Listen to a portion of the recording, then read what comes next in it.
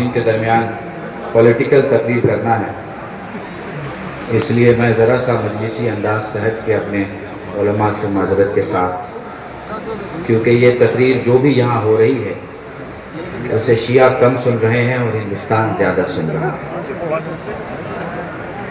دیکھیے، میں میڈیا بندھوؤں کا شکریہ ادا کرتا ہوں جو بھی یہاں آئے ہیں، میں بہت شکر گزار ہوں، لیکن میری آنکھیں دیکھ رہی ہیں کہ یہ حسینی چینل ہے یا انڈیا ٹی وی ہے اور پتہ نہیں یہ کون سی ٹی وی ہے، اتنا بڑا مجمع اور کوئی ہندوستان کی 5 نمبر کے ٹیلی ویژن چینل کا ایک کیمرہ بھی یہاں موجود نہیں ہے۔ بتائیے کیوں؟ اس لیے کہ آپ مر چکے، آپ اپنے آپ کو زندہ سمجھنے کی بھول مت کیجیے۔ آپ اسی وقت خود کو زندہ سمجھیے گا جب وقت کا ہر مکان آپ کے قبضے میں آ جائے۔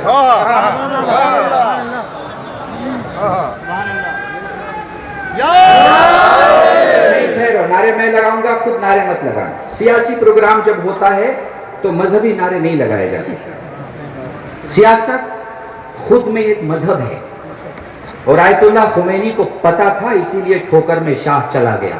اگر پتا نہیں ہوتا تو اب تک کے دولت مندوں نے علماء کو جھکایا تھا، ایک اکیلا عالم تھا جس نے بادشاہ کو جھکا دیا۔ اتنا بڑا مجمع،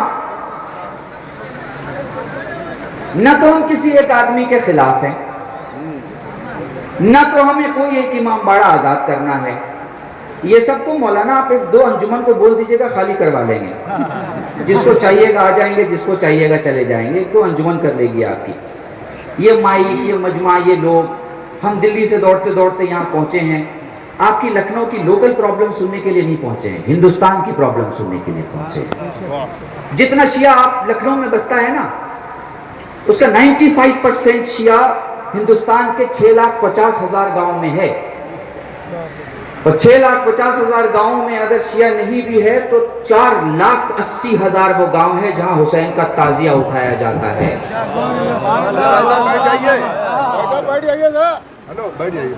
4,80,000 گاؤں ہندوستان کے، اور صرف اتر پردیش، مولانا آپ کی انفارمیشن کے لیے کہہ رہا ہوں، 3,000 قصبے آپ کے اتر پردیش میں ایسے ہیں جہاں دھوبی کا سنگٹھن ہے، آپ کا سنگٹھن نہیں ہے۔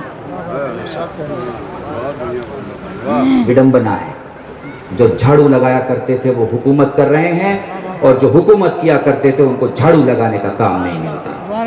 وڈمبنا ہے، وڈمبنا ہندی میں ایک لفظ ہے۔ اپنے بچوں سے پوچھ لیجئے گا، چونکہ آج کل تو ماشاءاللہ بچے اردو کم اور ہندی زیادہ سمجھتے ہیں۔ یہ وہ لکھنؤ ہے کہ مجھے غلط فہمی نہیں ہے، میں اس لکھنؤ میں بول رہا ہوں کہ جس لکھنؤ میں اگر اردو میں بولوں تو لکھنؤ والا ہی نہیں سمجھے گا۔ میں ایسی لوکل لینگویج اور آسان زبان استعمال کر رہا ہوں کہ آپ سمجھ سکیں۔ کیوں جمع ہوئے ہیں؟ کسی ایک مکان کے لیے نہیں، کسی ایک شخص کے لیے نہیں، کسی ایک آرگنائزیشن کے لیے نہیں، کسی ایک دولت کے لیے نہیں، کسی ایک کرسی کے لیے نہیں، ہندوستان کی ہر اس شیعہ ماں کے لیے کہ جس کا بچہ خالی جھولا لے کر جاتا ہے اور خالی جھولا لے کر آتا ہے، اس ماں کے لیے جس کے خرچے کل 100 روپے میں چل جایا کرتے تھے اور آج نہیں چلا کرتے ہیں۔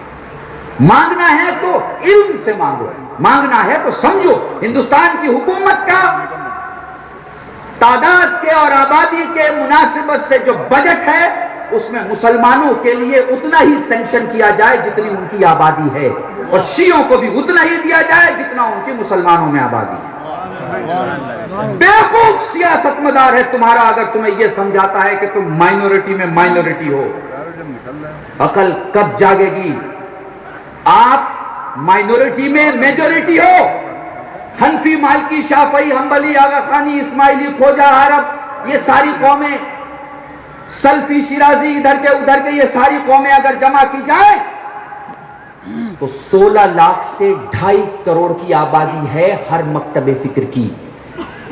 مسلمانوں کے 72 فرقوں کو اگر جوڑا جائے تو اسماعیلیوں کی 16 لاکھ کی آبادی ہے۔ سورت میں اگر اسماعیلیوں کا خون بہتا ہے اور ان کا آغا خان اگر لندن میں بیٹھ کے اٹل بہاری کو کال کرتا ہے تو پی ایم او ہلتا ہے۔ اتہاس گواہ ہے اس بات کا، تاریخ گواہ ہے۔ 16 لاکھ سے لے کر 2.5 کروڑ سے زیادہ یہ اجتماع، اور یہ لوگ جو جمع ہو جاتے ہیں جن میں نیتا آ کے یہ سمجھ لیتے ہیں کہ یہ 2-5 لاکھ کے مجمع والے ہندوستان میں پھیلے ہوئے ہیں، غلط بھرم ہے ان کا۔ 16 لاکھ سے 2.5 کروڑ سے زیادہ ان کی آبادی نہیں ہے، صرف شیعہ اثنا عشری ہے، جس کی پورے بھارت کے 7,50,000 گاؤں جو نئے بانے گئے ہیں ان میں 6 کروڑ کی آبادی ہے۔ 6 کروڑ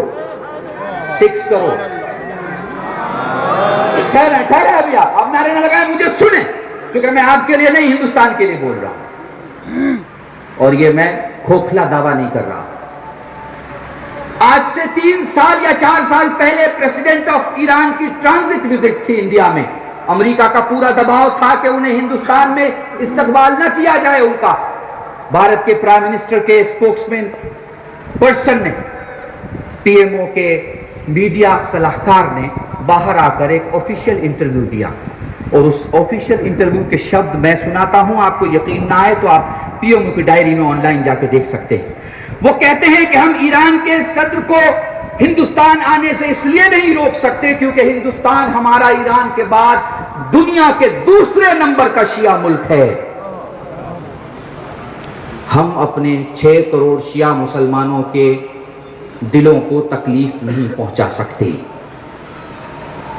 یہ ہے امام کی غیبت میں امام کا زندہ معجزہ کہ لوگ بھیڑ دکھا کے تعداد منواتے ہیں، آپ گھر میں بیٹھے ہیں، حکومت آپ کی تعداد مان رہی ہے۔ یہ ہے، اس لیے میرے دوستو بس سیاسی نظریہ کی بات کر، قلب جواد کی مجبوری نہیں ہے کہ وہ آپ کے نیتا بن جائیں۔ چھوٹی فکر کے لوگ یہ سوچتے ہیں آپ کی مجبوری ہے، کیونکہ آپ کے پاس دوسرا کوئی قلب جواد نہیں ہے۔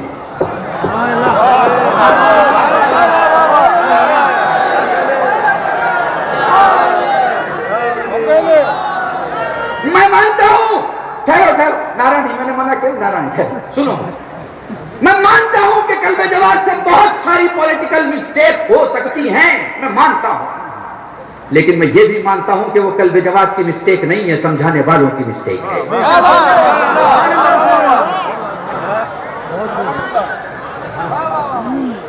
لوگ اتنے بڑے ہو گئے کہ فیتا اور انچ اور ٹیپ لے کے قلب جواد کا قد ناپ رہے ہیں، جن کو خود نہیں پتا کہ وہ اندر کتنے گڑے ہیں اور باہر کتنے کھڑے ہیں۔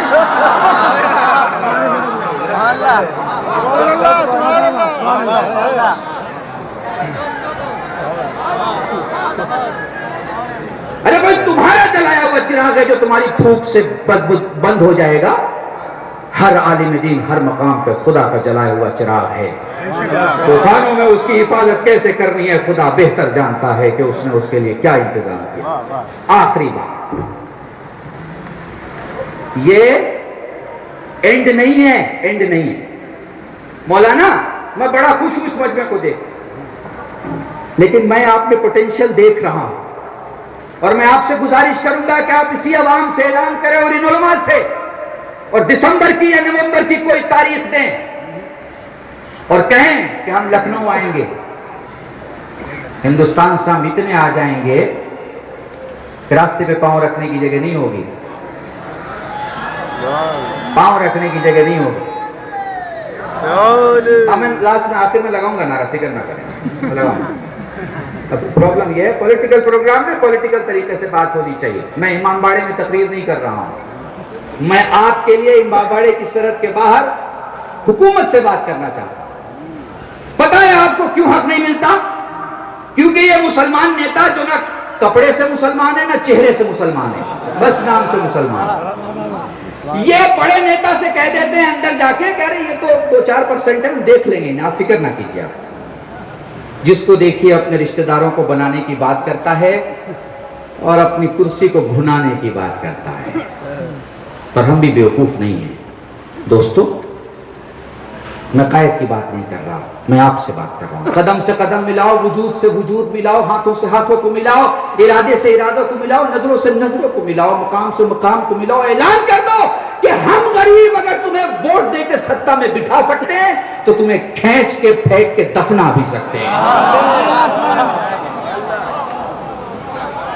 ساتھ مل جاؤ خدا کے واسطے، اے حیدرآباد والو، اے لکھنؤ والو، اے بمبے والو، اے پٹنہ والو، ساتھ مل جاؤ، ساتھ مل جاؤ۔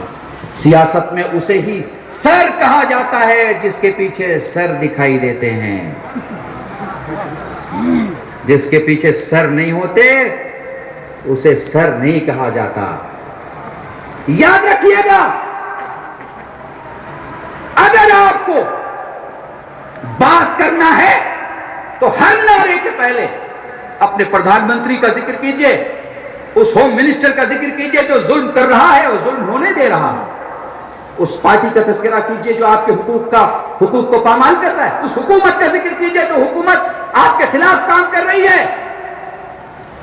کہیں ایسا نہ ہو کہ ہمارا سیاسی استعمال ہو رہا ہو. ہمیں اپنا سیاسی استعمال بھی نہیں ہونے دینا ہے اور سیاست کو اپنے لیے استعمال کرنا ہے.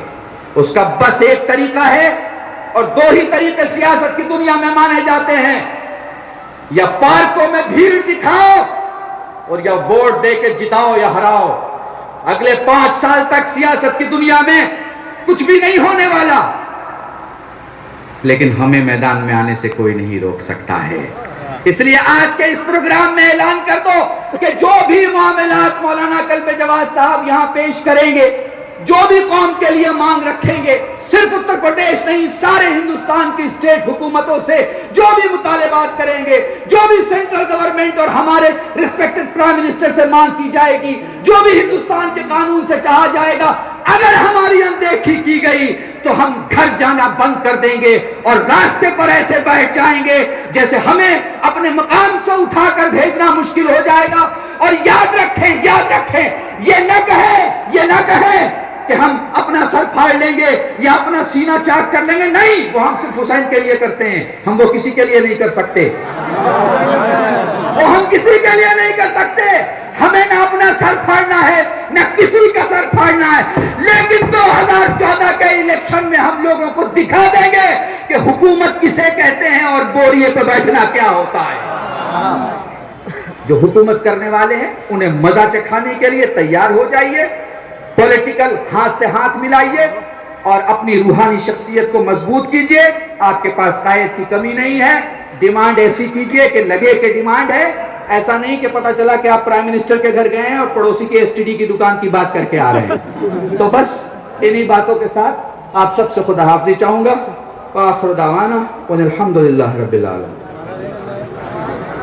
زندہ باد مولانا قلب رشید صاحب اللہ, جنہوں نے انتہائی سیاسی بصیرت کا ثبوت دیتے ہوئے عالمانہ اور سیاسی تقریر کی.